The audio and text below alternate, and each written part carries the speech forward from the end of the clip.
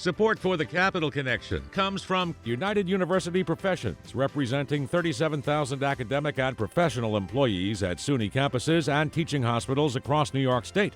Frederick E. Cole, President, uupinfo.org.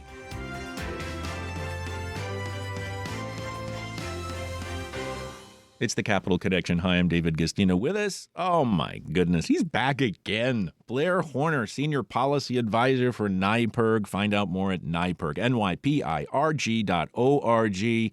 Blair does commentary here at WAMC in the interest of full disclosure and serves on the WAMC Board of Trustees. But he is a man who tries to seek the truth about New York State government and politics. Are lawmakers truthful, Blair? And good morning to you. Wait.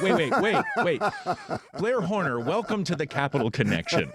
Our politicians, I thought about this last night, honestly, Blair.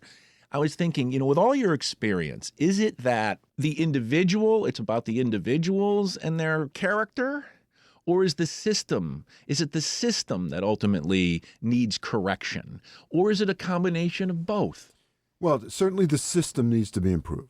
There's no doubt about that. I mean, individuals are individuals. Humans are humans. You have, angels, you have devils, you have all the rest of us in between, right? And so the systems that you want to design are ones that grab the devils and put them in the pokey and also create sort of the guardrails so that all the rest of us in the middle, stay on the straight and narrow. It's the same thing, sort of like a speed trap on the thruway, right? I mean, people drive faster when they don't see them. They slow down when they see them. That's right. And so if there are those type of guardrails in terms of campaign finance, in terms of ethics and lobbying, the traditional stuff, then things work better. And, in fairness, in recent years, things appear to have been better through some of the changes and through some of the high-profile corruption cases that, hammered the Capitol. Give us one example, Blair. Well, there was the former Speaker of the Assembly, former Senate Majority Leader, both went to the pokey. One died. Who are they? I mean, who the heck were they? Yeah, I know. Only your listeners. Sheldon Silver, Gene Skello. Gene Skello. I almost went with Joe Bruno and the horse. That's right. He dodged the bullet. Yeah, he did. He got convicted once, and then the U.S. Supreme Court decision said theft of honest services law. That's right, and that the U.S. Supreme Court has consistently narrowed prosecutors' ability to use that statute, and at the same time, so therefore making it hard to bring corruption cases. At the same time, they've advanced campaign finance decisions, which mean that we're awash in money from rich individuals. Elon Musk spent $250 million to help Donald Trump get elected. So the whole system that we see, and that often we're revolted by in America, not just New York, but in America, is the result of U.S. Supreme Court decisions that have really unlocked the bank. Conservative, right? Conservative U.S. Supreme Court decisions. Yeah, I mean, they interpret, I've read the U.S. Constitution. They interpret part of it to say that if you want to spend as much money to influence elections, you can. And corporations are people. That's right. And corporations are people. So there's that, right? There's that sort of stinky milieu that permeates the whole country. Right. At the state level, though, there are things you can still do. You can set ethical standards. You can place guardrails on what lobbyists have to at least report. And we can set up voting systems that make it as easy as possible for people to vote, unless, of course, the Congress changes that. So there are some things the state can do, and the state has been, sort of on a zigzag path of making that happen. But there's something that undergirds all of it. That's the most anti-democratic thing we know, redistricting. Yep. Now, just talk about that for a second. We see what's happening now after Texas went for let's do a mid-year redistricting act. Now it's approved for California. Right. New York says they're going to do it. I don't like this at all. I say pox on both their houses. A lot of people will say, well, if they do it, we're doing it. That's exactly right. And that's the rationale. It's a race to the bottom. Who can rig elections the best? It should be illegal. In fact, but the U.S. Supreme Court, again, their decisions are opening the door to this sort of Wild West, this Gilded Age version of America. The conservative majority Supreme Court. I'm not even sure if it's conservative, though, right? I mean, conservatives believe in tradition. This is not traditional. The modern definition. Unless you're throwing it back to the 1890s. I agree. I mean, Eisenhower was a conservative. George H.W. Bush was a conservative. They didn't advance these kinds of proposals. So then what do you call it? It's a radical distortion of the interpretation of the Constitution. I'm not a lawyer, but that's how I see it. And I think it's made the country worse and weaker because it accelerates the divisions that we see in America. And as a result, we have, depends how you look at it, I suppose. But in my view, you have bad foreign policy that is going to hurt our country going forward. You have lousy environmental laws that are going to ruin the planet. And all of that gets accelerated because of this sort of radical interpretation of what the U.S. Constitution says. And let's get rid of the checks and balances. I mean, I just talked to the Inspector General, Lucy Lang of New York, who was here to celebrate the 40th birthday of the Inspector General's office. We talked all the way back to Baron von Steuben, But the point is that on the national level, you see what Trump has done with the Inspector Generals, purging them. Let me just stick a little pin in that, though, because in New York, the New York Inspector General reports to the secretary to the governor. So is that sufficient independence? No. And I asked her, are you going to be able to be independent? I always ask the Inspector General, whoever it is, that question. Again, I haven't seen any indication. It really is up to the governor, right? If the governor is willing to say, okay, you do your thing. Absolutely. Then she does her thing. And we've seen other Inspector Generals do incredibly independent, hard-hitting reports that hurt the governor. Yeah. But we've also seen Inspector Generals that don't do it. And I mean, the most recent example is when there was the then ethics agency was looking at whether or not to punish a top aide to Governor Cuomo, Joseph Prococo, and there was a behind closed doors secret meeting where they were discussing what to do, and Governor Cuomo was reported, calls up the Speaker of the Assembly and, complains about what Hasties, the Speaker of the Assembly's appointees, were saying in a private meeting. So the Inspector General is supposed to look into that. She never interviews the governor. So, the obvious question is, how did you find out? But she never asks. And so there's an indication of the fact that you don't have a long leash, you have a short leash as Inspector General, could harm the public's interest. But there are instances. There was an Inspector General guy named Joe Fish, who did a very powerful examination of how, I think it was casino gambling, but gambling in general, the interests were influencing state government that led to problems for state senators and then Governor Patterson. And so it doesn't mean you end up with something. But if you leave it up to the human, that's why the question you asked in the very beginning about institutions versus people, you got to have the institutions right. And so an Inspector General that has the sufficient independence to do her job right is an important thing. And I think New York should actually go fix that law while they're at it. Will they? Hope springs eternal, David. There it is. Blair Horner is with us. He is the senior policy advisor at NYPIRG. That's the New York Public Interest Research Group. Well, Blair, the governor, has unveiled her $260 billion budget plan this coming fiscal year.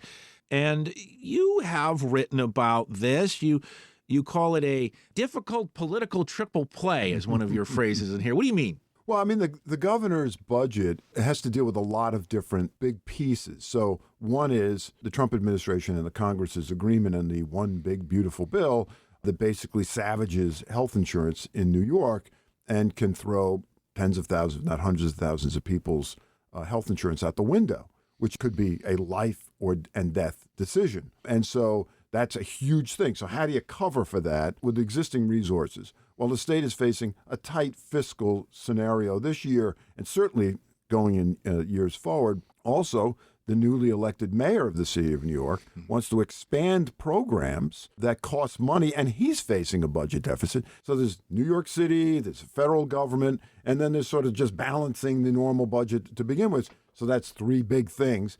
And it seems like she was able to do it by that the revenues coming into the state are exceeded what they had projected, particularly because of Wall Street's cooking. And also, I think they're rifling through the sofa cushions of state government, trying to find any pots of money that is hiding away, because this year, after all, is an election year. And that's not a good year to raise taxes or to cut service. No. And, when you look at the governor's task here, it seems like she's had to make some reversals, for example, from where she started. Let's take the environment. You see, the first thing that begins to happen is when Trump comes in, he takes Lee Zeldin, the former New York congressman, makes him the head of the EPA, the regulatory agency, and then they remove the regulations. She can see where that's going. Yep. So now she sort of has shifted. You said the New York government used the budget to undermine New York's climate law, and you see that she's also shifted because of this, I think this message coming from Washington, toward nuclear. Yeah, when it comes to climate policy, there's a lot of weird stresses. So what's happening is under the umbrella of affordability, the governor is trying to is basically walking away from climate law, the climate law in New York. The state set up a law in 2019, set ambitious goals, science-based ambitious goals to reduce greenhouse gas emissions in New York State. And while New York State is only 5% or 6% of the country's population, it is the 10th or 11th biggest economy in the world. And so what New York does can have a global impact. And that what you're dealing with, climate change, is a global problem. So New York is walking away under this guise of affordability. But when you look at it, the affordability argument doesn't square with this, right? It's because the propaganda machine from big oil has made affordability, that the climate laws are the problems with affordability. Yet you look across the country, electricity rates are going up everywhere. So it's not about New York's climate law. You could make a criticism of New York's climate law, which is the Cuomo and Hochul administrations have not done anywhere near enough to make it happen. So if they haven't made it happen, how could the climate law be the problem, right? Also, there are states that have increases in utility rates that don't have climate laws. So what's going on? Now, you add to that the nuke stuff. Now, the nuke stuff is, again, the Biden administration and the Congress passed a law to make it easier to build nukes. And part of the argument, and there's a policy rationale, which is they don't emit greenhouse gases. Now, you still have to mine it and truck stuff around, but whatever. They don't emit greenhouse gases, and we do face a climate challenge. Say it's the only real thing that can... Yeah, but except it's the most expensive way to do it. Yep. So how does that work with affordability? If you really cared about affordability and you really cared about climate, you'd be moving solar in a huge way. Oh, come on, Blair. The scientists tell us that you can't do it with just solar. No, but that's not true. So, for example, Germany, cloudy, cold. I've lived there. It's sort of like New York, but maybe New York might even be a little bit nicer in terms of its climate. They do 15% solar now. Das ist gut. Sehr gut. And so why can't we? We're at 5, under 5, actually.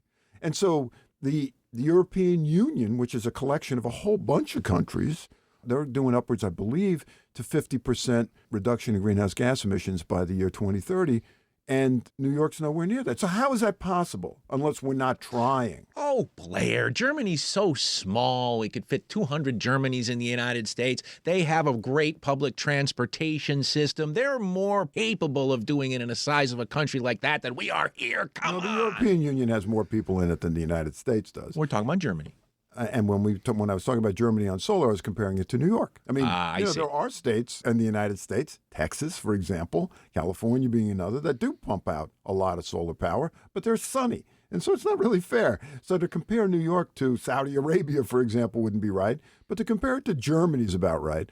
And Germany has 3 times as many people, but they've still been able to generate 3 times as much solar power. And so why aren't we talking about solar power all the time instead of nukes? You still have the same problem with nukes, which is where do you put the waste? You still have the same problem with nukes about what do you do about evacuating people if there's a problem? And the state is currently pumping $500 million a year to keep the old ones that we have running. So how does that help affordability? So the cheapest way to generate power is solar. The safest way for the environment to deal with it is solar.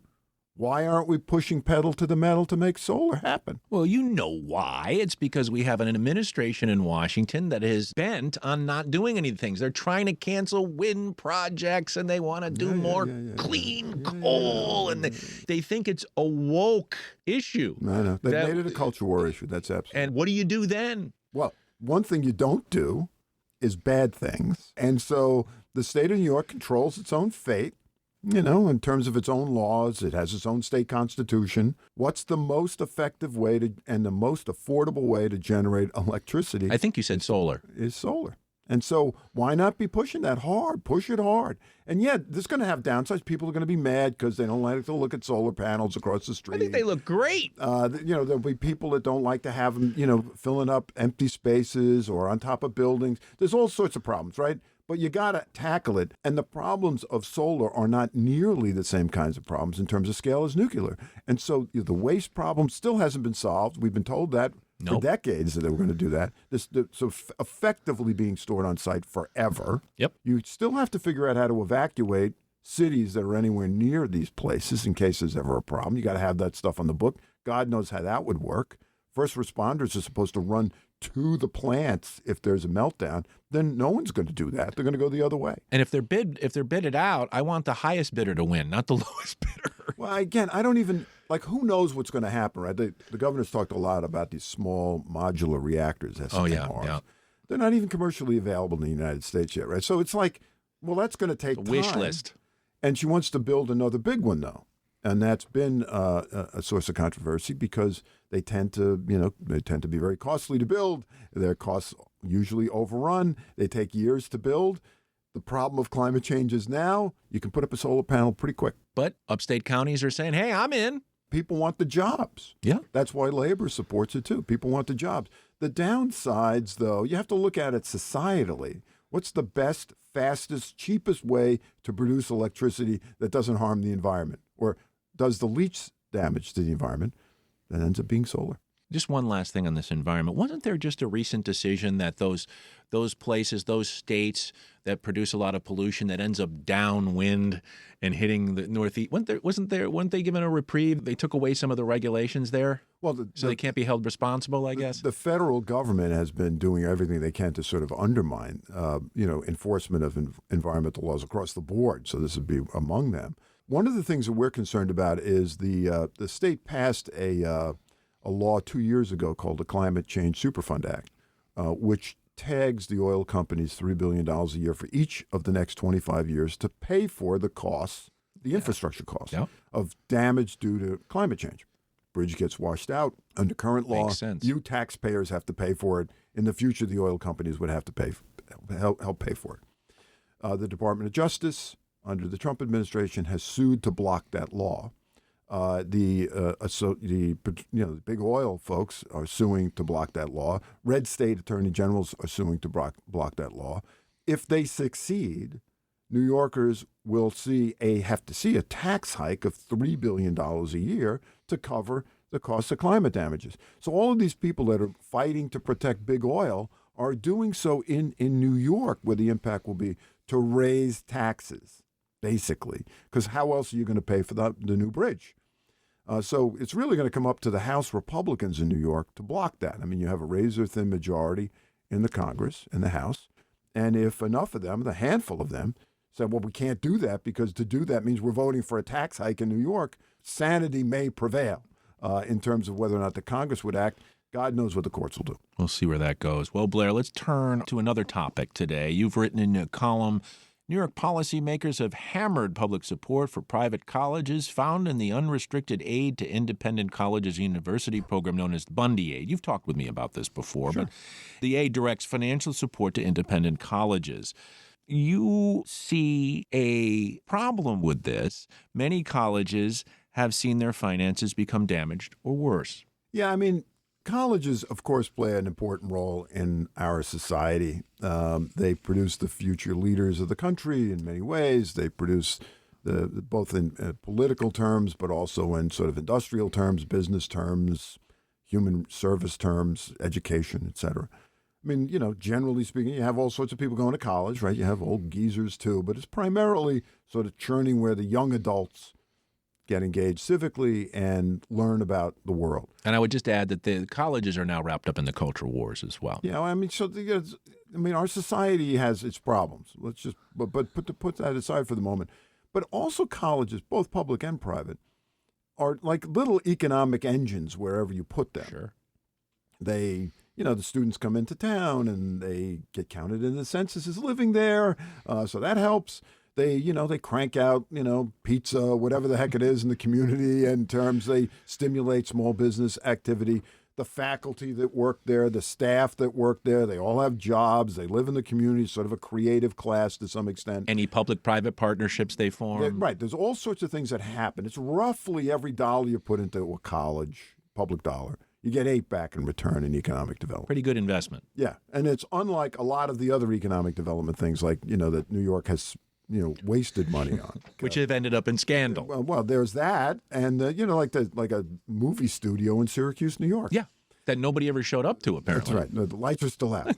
And so Fade to why doesn't the state focus its resources on the safest investment you can make, and instead they're not.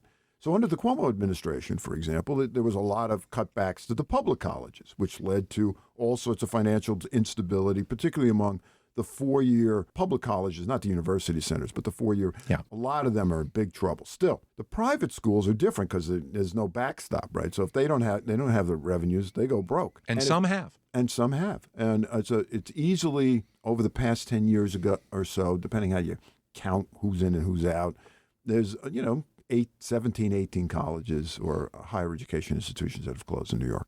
Including St. Rose, right here in Albany. Which is like a neutron hits the neighborhood, right? So 5 years earlier, you have your little house next to the College of St. Rose. You're feeling pretty good about the value of your home. When they close it, it's not so good. And they still haven't figured out what to do with it. Not quite. They're still figuring out how do you deal with this whole facility. They had 90 parcels of property. It's a lot of land and property. That's valuable. And it's not just here, right? So the schools close everywhere, out in, west of here. To the north. To the north, down the Hudson River. And so there's problems. And so our view is the state should be investing in private colleges to make sure, as best as you can, right? If you have incompetent management or whatever the thing about the college, for whatever reason, things happen, right? Things have to close sometimes. But it shouldn't be the result of public policy. And in New York used to fund provide assistance to private colleges. In the mid-'80s, it peaked at about $115 million, which would be the equivalent of $260 million today. The state provides under $20 million in assistance to private colleges. And so how does that even that doesn't make any sense to anybody. I mean, if you think about it. And yet that's the public policy. And so if you want to stimulate jobs, if you want to help the local economies, if you want to help churn out the future leaders of the world, you should be investing in these things, not disinvesting. We're running out of time. We're down to 2 minutes. I want to get slightly political. I know this is not necessarily going to be a Nyberg opinion, but I have to ask because it's the latest news now. We see that Mamdani, the mayor, has endorsed officially now. We knew it was coming. Governor Hochul, and she had endorsed him, of course, for mayor, so that's a tit for tat. But then, he's a Democratic socialist. Now we've got the governor's lieutenant governor, Antonio Delgado, running against Hochul, from the left. Also a progressive to the left, who just picked India Walton, who won that primary basically in Buffalo for the mayorship, and then the write-in guy, Byron, he did a write-in campaign, an incumbent, and beat her. But you've got this really, and I think this is all over the country, this division in the Democratic Party, the extreme left, and then the more centered or centrist Democrats.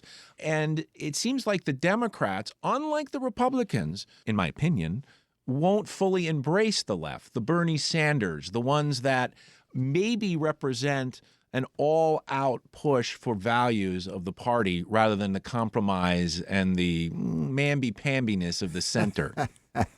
Those are your opinions. Yes. I mean, I'm not, just for the record, I'm not enrolled in any political Nor party. am I. And so how I view these guys is as best as I can, as clinical as I can do it. I mean, the Democrats have always had this tension. It's not like this just happened. The difference now is that people label themselves differently. So democratic socialism, which, if you think about it, that's, Sweden, right? It's not Denmark.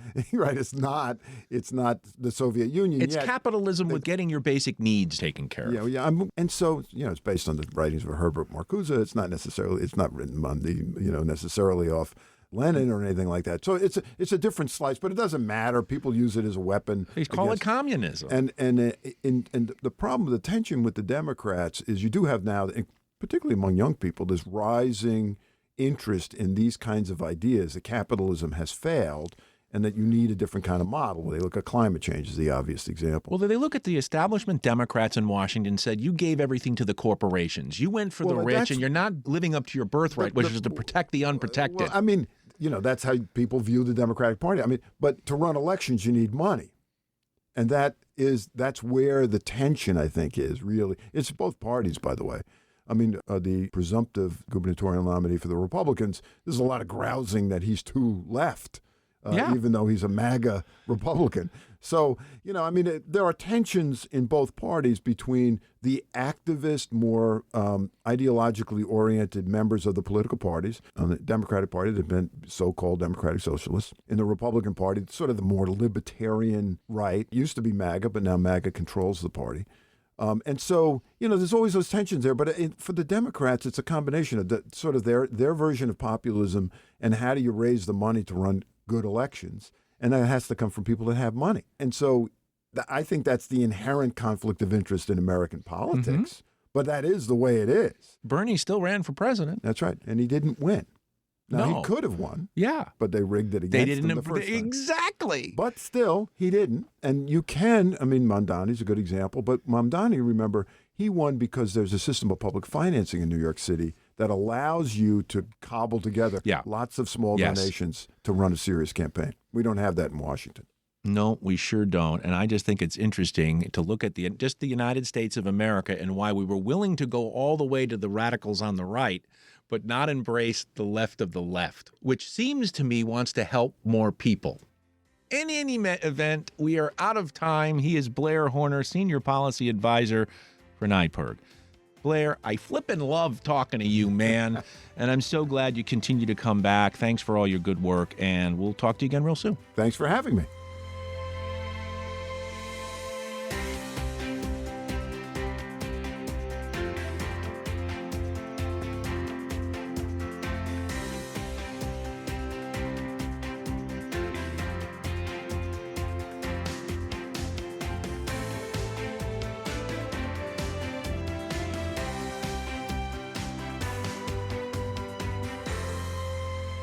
Support for the Capital Connection comes from United University Professions, representing 37,000 academic and professional employees at SUNY campuses and teaching hospitals across New York State. Frederick E. Cole, President, uupinfo.org.